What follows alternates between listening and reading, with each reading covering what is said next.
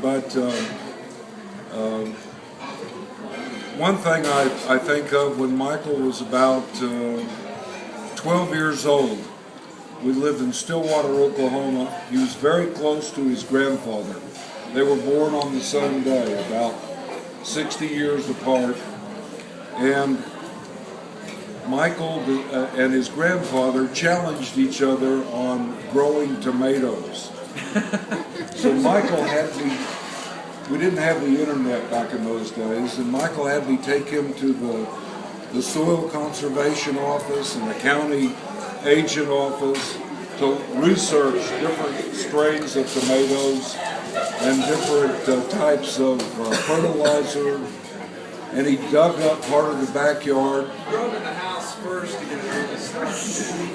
Sorry? In the window, you grow them in the transfer.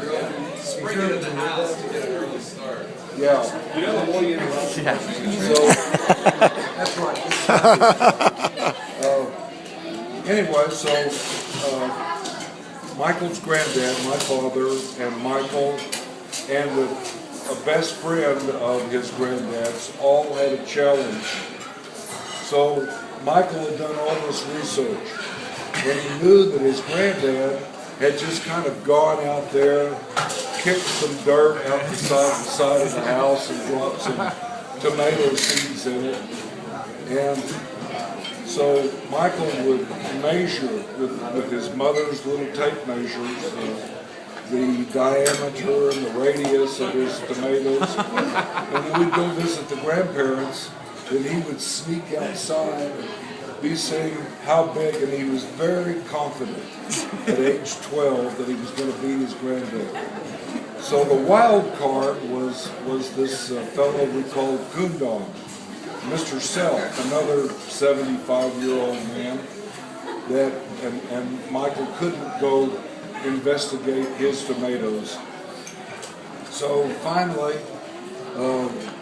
they went to Michael's house and measured the tomatoes and weighed them. And then they went to his granddad's house, and Michael knew that he'd beaten his granddad, so no sweat. So then they went out to Kundog Self's house. Well, this ornery old 75-year-old guy had driven an hour away and gone to a sweatshop and purchased a tomato that was about as big as a football. And he had wired it on to the stand. So these two old codgers are watching Michael, and they walk around the side of the house, and they said it was classic. Jaw dropped, and he investigated that, and then he heard them laughing, and of course he measured and found the wire and whatnot. But they had a lot of good fun on that. And watching the rehearsal tonight reminded me of another story. As Michael was practicing pivoting Jenny around up there with the preacher, and Michael and one of his high school buddies, I can't remember his name, signed up in junior college. They had to take in Texas 1 hour of physical education, and it meant 3 times a week. So they had a choice of handball or volleyball or golf or whatever. Well, they signed up for modern jazz dance. That's what I'm talking about. See it. Good play, Mike. I think we might have another one here. But, so I asked, why in the dickens did you sign up for modern jazz dance? And he said, well, my buddy and I decided that this would be a good place to meet girls at age 18. And so he was enterprising even at that age. But unfortunately, he had no experience in dance. And the class was 98% female. And all of these girls could do the dances and the twirls. And then the teacher introduced a little box that you had to step up on and tap or shake your rear or something, and then get back off. And Michael was having great difficulty with this. And his friend had some difficulty also. But Michael came home almost in tears. And I said, well, how's college going? He said, I'm really having trouble, Dad. I'm struggling. And I said, is it college algebra or freshman English? No, I can handle that stuff. I said, what is it? He said, it's this damn dance class. All the girls have been doing this stuff for years, and they're so coordinated, and I'm a klutz. And now everybody's watching me. And he practiced, and he built a little box that he could step on. And he was very diligent and tenacious in improving his skills, but it didn't improve enough. And the teacher talked to him, and I think maybe even suggested he might want to drop the class. And so finally one day he came home in tears. And he described the problem, and I knew he'd been trying so hard.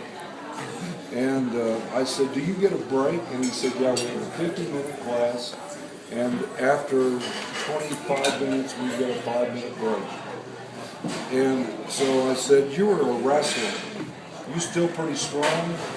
Maybe not as strong as some here, but he's very stout. He's a good wrestler. His junior year, he was 12th in the state of Texas.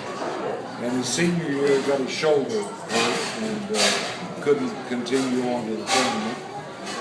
I said, well, can you still walk on your hands and do push-ups on your hands with your feet up on the wall? He said, well, I haven't tried that in a long time, but I think so.